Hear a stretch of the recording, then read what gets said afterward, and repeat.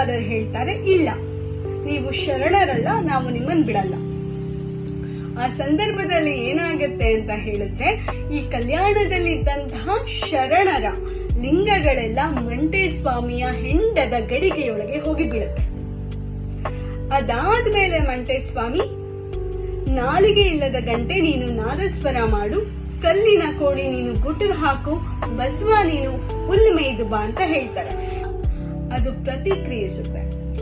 ಆಗ ಅನುಭವ ಮಂಟಪದಲ್ಲಿ ತನ್ನ ಸಂಗಾತಿಯಾದ ನೀಲಾಂಬಿಕೆಯ ಜೊತೆ ಕೂತಿದಂತಹ ಬಸವಣ್ಣನವರಿಗೆ ನನ್ನ ಗುರುಗಳು ಬಂದಿದ್ದಾರೆ ಅಂತ ಹೇಳಿ ಅವರು ಕಲ್ಯಾಣದ ಮೂಲ ಬಾಗಿಲಿಗೆ ದ್ವಾರಕ್ಕೆ ಓಡಿ ಬರ್ತಾರೆ.